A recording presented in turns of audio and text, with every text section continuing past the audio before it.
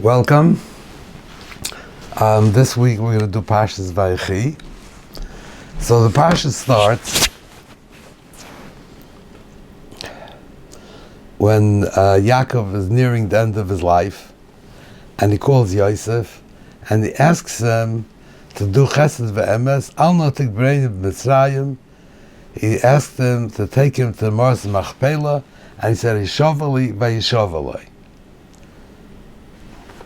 Promised him that he would take him to Eretz Yisrael, to the Mars Machpelah. Then you have a Yachar Dvar Me'ela afterwards. So Yosef heard that Yaakov is sick, and he brought his children. And Yaakov said to him, V'yata shnei b'necha ne'lodnecha be'eretz Mitzrayim v'tboyu alecha Mitzrayimo lihem Ephraim and Menashe kruv Mishem Yuli. Ephraim and Menashe are going to be elevated to the position of Shvatim, just like Reuven and Shimon. U'meladu tocha shalad achreihem l'cha you Hashem achayim mikor b'nachlasam. Any children you have afterwards will also be part of Ephraim and Menashe. Now he says something like this: Ani b'vayim padna aram meisalei Rachel beretz Canaan. That Rachel died. So Rashi says,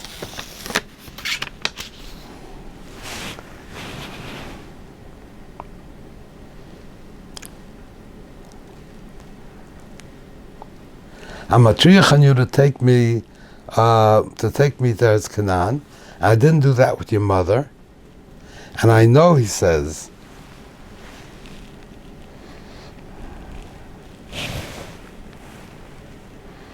I know that you're upset with me because I didn't take your mother to Mars Machpelah. I buried her by the side of the road. But I'm telling you, al pi adibur kvartia, I did it al pi adibur. The Rebbe Shalom told me I should do it. That when they didn't go to Golas, she will be there and she'll be mispal for them. The question is, I mean, Yosef had a problem with this for a long time, for years and years. And before, when Yaakov asks him they should take him to Mars Machpelah, he doesn't tell him anything about that he buried Al Pi Adibur. He doesn't say anything. He just asks him to bury him in Eretz Yisrael, and he promises he will. Later, after he's sick and he comes, then he tells him that I'm being matriach, you take me to Eretz Yisrael, and you should know that when I didn't take your mother, it was because Al Pi Adibur. Why does this happen here? It belongs before. When he asked him to take him, that's when he should have said it. So I think what he said is like this. Yaakov doesn't owe an explanation to Yosef. Yosef, that's his wife, and he decided that he's going to bury her by the side of the road.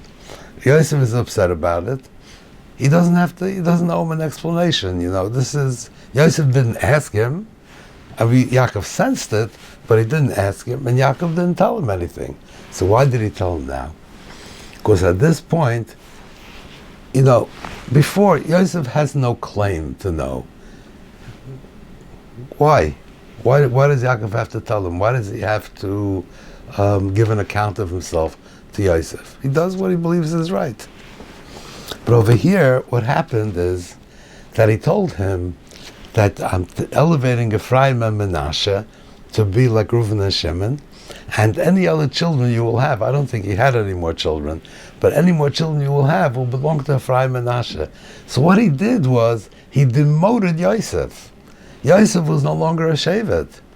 Yosef himself, he was replaced by Ephraim and Menashe, and he himself was demoted.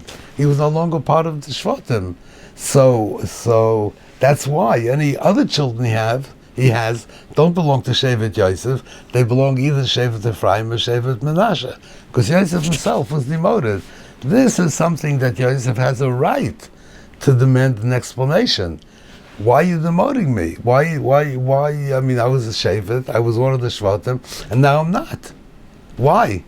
So now Yaakov tells him, just like I buried your mother there, Al Pi Adibur, this was also Al Pi Adibur. it's not my choice. The Baruch Shalom told me that you need to be replaced with Ephraim and Menashe, and therefore you're no longer one of the Shvatim. Okay, that's why he said it over here.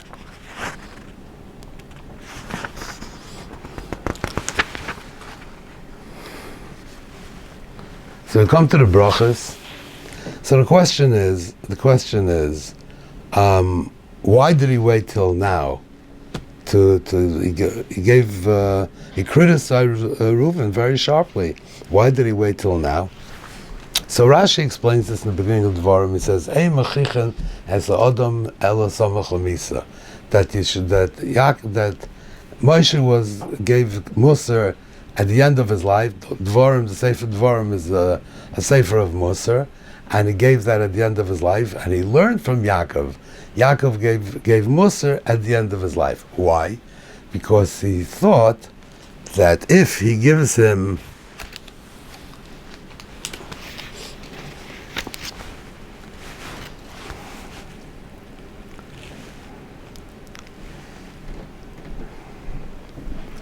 he says, if he would criticize Reuven, that if he would criticize Reuven, Rashi says in the beginning of Dvarim, Pasuk Gimel, that the Reuven would leave him and he'd go to Esav. Now, I can understand why Reuven would leave him. Maybe he'd be upset, be offended, and he would leave. But why would he go to Esav? So I think you see over here later in Parshas Vayechi in Kriya Shema, V'sartem v'avadatem l'him acherim. So Rashi says that the V'sartem lifresh min Torah, if you turn away from the Torah, mitoch kach v'avadatem l'him acherim. Kivin shodem parish min Torah, haylech medabek b'avodah zarah. If a person is parish from Torah, he goes to avodah zarah. So if you have, let's say, a ger toishav, who is only makabel himself not to avodah zarah, he does learn Torah. He doesn't go to avodah zarah. But you see from over here that if you're a dovuk in kedusha and you tear yourself away from it, then you go to the other extreme. So if you learn Torah and you parish from the Torah, you're very likely to end up by avodah zarah. So he said also that if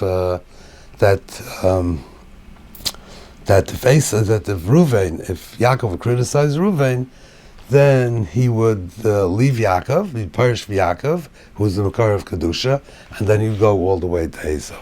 That's what it. In the brachas, you find that the Birchas Moshe, the brachas in B'zayis brachas, some of them are doubled. You know, he says V'zayis liYehuda, Zvulun Omar, and then he repeats the name. So when Yosef brings his family down to Mitzrayim,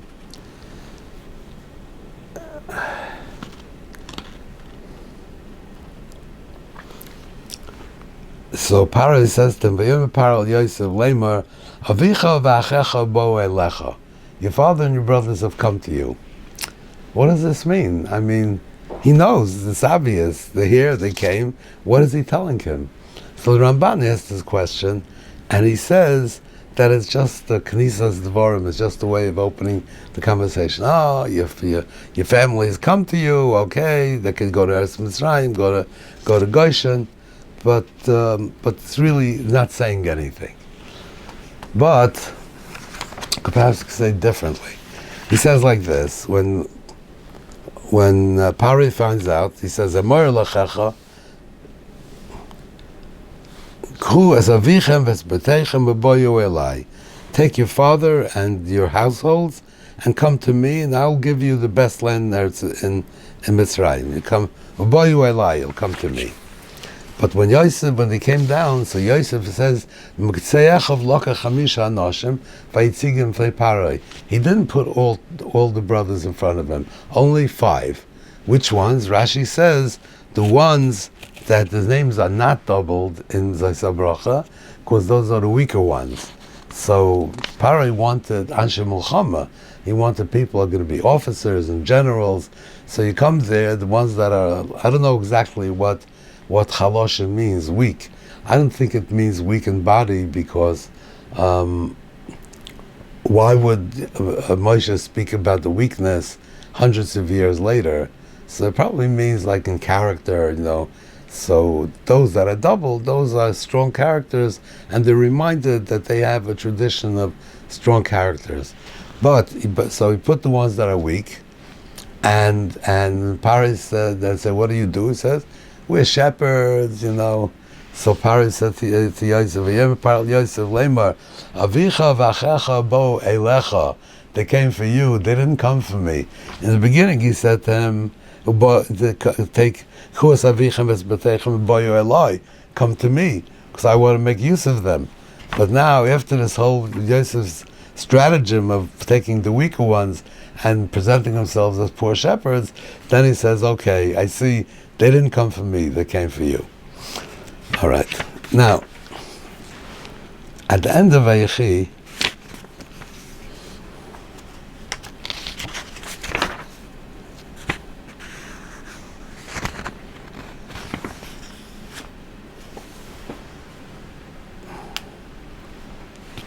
Yaakov dies, and they take him to Eretz Yisrael and they bury him. So then when they came back, so the brothers were afraid that Yosef would do something to them. He would avenge himself. Lu Yisameinu Yosef v'Hashem Yashav Lanus Kol Hara Asher Gamalnu Yosef. Vayitzav Yosef Leimar. Excuse me. Vayitzavu al Yosef. Then they said to Yosef, Avicha tziva lifnei ma'aseh.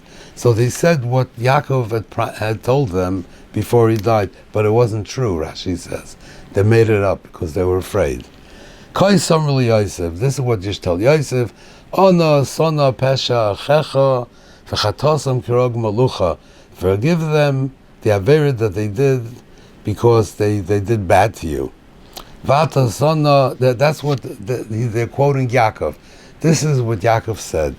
He said, they're saying that this is what Yaakov said. Forgive your brothers. V'ata sona lepesha avdei elkei avicha. Even though he died, but we are still avodim to his God, and his God is still alive. Vayevk Yosef v'dabra meilo. Yosef cried. Why did Yosef cry? Why did he cry? So you might think he cried because they suspected him that he would do something to them. But right after that, right away they said, no, we'll be avodim to you, don't hurt us. So if they understood, how are we to understand Yosef's crying? If Yosef's crying was because he felt bad that they were choshed him, Yaakov never said this, Rashi says, because Yaakov wasn't choshed that Yosef would do this. So if Yosef cried because he felt bad they were choshed him, so why did they say we're going to be avodim to you? They must have understood why he cried. Why did he cry? So you find. We know the Medrash says, Rabbi Bechaya and the Rechayim, they all say that the brothers never asked for Mechila, and Yosef was never Meichel them. But it says, Vayerdu Achi Yosef, they went down. They went down to Mitzrayim. They went down, Rashi says, Vayerdu Achi Yosef, they were sorry. They were sorry that they had sold him, and they wanted to resolve that they're going to act with him as a brother. But why were they sorry that they sold him? They didn't think they did anything wrong. They just, like he saw when Vayered Yehuda, they demoted him from his position of leadership because of Yaakov's tsar. So they were sorry that they did it because all the tsar that it caused to Yaakov for all these years. But really, they weren't sorry for the thing itself. And they figured for the sake of their father, they'll go through the motions of brotherhood. But they still thought that they did the right thing, and they never asked for mechila. But you see, Yosef in the beginning, Yosef's tone changes. Yosef says to them, Ani Yosef, V'ata al teyotzvu, v'al yichar b'einechem ki mechartem oisihena. Don't be upset that you sold me. Ki lemichel shechani elkim lefnechem. Hashem sent me here. I should prepare a place where you could live and have food and livelihood. V'ata lo yatem shalachtem oisihena. You didn't send me. Hashem sent me. This is what he said to them. So these are very conciliatory words. He's saying that, no, listen, it was, you did it, but really it was min hashamayim, magzera, that I had to go down to prepare for the family. And it's very conciliatory. Over here,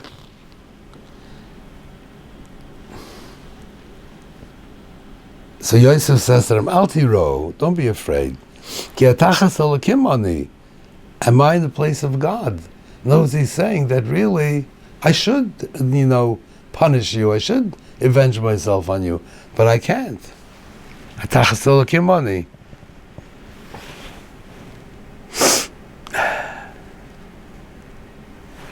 And then he says like this, Vaydaber al libam. He said to them something that will reassure them. What did he say? He said that originally when I came down to Mitzrayim, people thought that I was some urchin, a vagabond. I didn't come from a chashav family. It was just somebody, and I wasn't chashav. But when my brothers came down, then I got a lot of covet from that because people respected me, because I have all these brothers. So he said that if I would kill you, then people won't believe you're my brothers. Why? Does a brother kill his brother? So what he's telling them is a very sharp criticism. He said, I can't kill you, because if I kill you, I'm going to lose all my covet, because people think that I have all these brothers. And if I kill you, that means I never had any brothers. I was just a vagabond. I was just somebody. So I can't kill you. So really what he's doing here, Yosef, he's changed his whole tone. In the beginning, he was conciliatory. He said, Hashem sent you, lo etem shalachtem, you didn't do this. And now, he's very sharp with them. Why? What changed? So if you look at this pasuk before, what did they say to him? Ono sono lepesha achecha. This is a quote saying, this is what Yaakov said. Forgive the sin of your brothers. V'ata sono lepesha avdei elkei avicha. So we are the avodim of your father's God. A person could be, before in Parshas Vayechi, when Yosef met the Malach, V'yomer ish nasu mizeh. So Rashi says, Hisiyu asma min ha'achva. They moved away. They quit. They're no longer brothers. They resigned. Hisiyu asma min ha'achva. We're not brothers anymore, and that's why he was. They could do anything. They didn't look at him as a brother. He was not a brother. But there are two ways a person can be a brother. A person can be a brother. Two people can be brothers because they have brotherhood between them. They're brothers. And there's another way is that if you share a father, so even though there are no feelings of brotherhood, but still, you share a father, so you're a brother. So Hisiyu Asma min ha'achva means from feelings of brotherhood.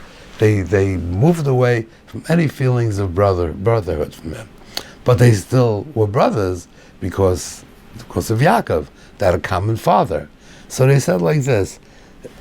He says, your father said, forgive the pesha achecha v'chatosam, forgive them, you're the brothers, right? But said v'aton, now that he's nifter already, now we're not going to ask you as brothers, because we're not brothers anymore. Now we can say, Sono l'pesha avdei elkei avicha, we serve the same God that your father served. So therefore, because of that, you should forgive us. That's what they said. So Yosef realized that any hope of brotherhood was completely gone. In the beginning, he was conciliatory. He wanted them to say, maybe, it was Xera, we did it because it was Xera min Hashemayim, we really didn't want to do it, or something, or maybe say, we made a mistake, we shouldn't have done it. He was waiting for them to ask for Mechila. Now, not only did they ask for Mechila, they told him that you are not our brother. We are just the avodim of the God that Yaakov serves. That's all we have. We had nothing else. As long as Yaakov was alive, then we were achecha, we were brothers. Now, we're not brothers. When Yosef heard this, he realized that the brotherhood was completely destroyed. There was no hope for it. They were not brothers anymore. So then he was no longer conciliatory. Then he told them, listen, I really should avenge myself on you, but it's not for me to do this, for Rabbi Shalom to do it. And then he said, the other thing he said, and how could I do it anyway? Because people are going to say that I don't have any brothers, because does a man kill his brothers? Do you ever hear such a thing? Somebody should want to kill his brothers? Can't be. So that's what he cried. When he heard him say this, then he said, forget it, there's no chance anymore. And then everything turned around. And for the last years, he had no contact with them. Okay, just before, I want to say something about last week. I spoke about the Dshtara in Rashi's. Where Rashi in Vayera says that V'yigash Yehuda was pious, and over here Rashi says koshes. So my friend Rabbi Reinman right away went, and he's a bibliophile, and right away did all his research, and he called me up, and he said that the early Achrayim, the Nachas Yaakov and the Maskul of David, and the Rishash and the Medrash all say that Rashi in Vayera is a mistake.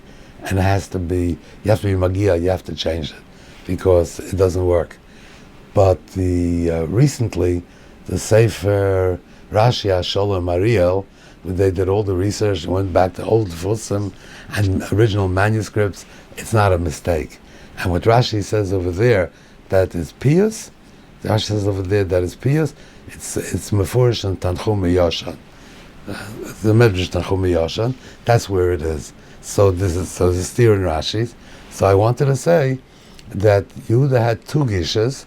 He came first of all for piyus, bi'adoini yidaber bazncha. That was because of Ra, the Ra that would be to Klal Yisrael, which he could ask al tzedakah, and then the second part was kosher. Means he came with an argument and demanded mishpat, because a king has to have rachmanas, and there's this old man sitting in Canaan, his heart's breaking and he's crying, and so you have to have rachmanas. So somebody asked me, how do we know that a king has to have rachmanas, and why does he have rachmanas? So I just want to read to you Rambam. Rambam Hilchos Mulachim says like this: Kederech shecholok le'akosav ha'kovod ha'godol, the Torah gave a king very big kovod, v'kol chayiv hakol b'chvoidoi, everybody has to be mechaber the king. Kach tzivo, the Torah also commanded him, lias liboy b'kirboi shafel v'cholol, they should be very humble. Shneimar v'libi chol b'kirboi, v'lo yinag gases leiv b'Yisrael yosem midai. And then he says, v'yeh chaynein u'merachem l'ktanim v'gedolim. He has to be a chaynein and merachem to everybody, big and small. He has to be a chaynein. This is what the Rambam says. And this is a model for all kings, I guess, not only for Malchi Yisrael. And the reason is because a king has so much power and so much kavod and so much money that if he wouldn't balance that with rachmanas, with a very great rachmanas to all people, then he would become a monster. So therefore, a king, more than any other person, has a chiyuv to balance all his privileges with great humility and with rachman to everybody. So that's why he came with a taina that you have a mishpat, you have to have rachmanis. He didn't start with this because it could be disputed, because Yosef was not a melech. So he said, Kamarcha Kapara, I consider you a melech. You have such vast power that you are mechuyev to have rachmanis. That's what he said. Okay, so now we've concluded Sefer Bereshis. I have a little bit of a cold. I hope you might help me. But so we finished Sefer Bereshis, which is a milestone, and I want to thank. First, I want to thank Binyamin Sofer, who is my partner in this. I also want to thank my wife Tzvia, who helps out with some of the technical aspects, and I want to thank all the people who come and listen. I'd say it's very, very much appreciated. Not only the people who call me and talk to me, but even the people who don't. I can feel you, and it's a very great covet for me, and a very great schus that I should be able to. And I said in the beginning, my purpose here is not to use the Chumash as a platform from which to give musar or try to inspire you. It's not my purpose. My purpose is to learn Chumash and Rashi the way we learn Bava Kama, to learn it analytically and lumdish, and if from this comes out musar and inspiration, matoiva manoyim. But that's what I'm trying to do here. I'm trying to learn the psukim and the Rashi be'iyun. Thank you very much for coming, and I hope to see you next week.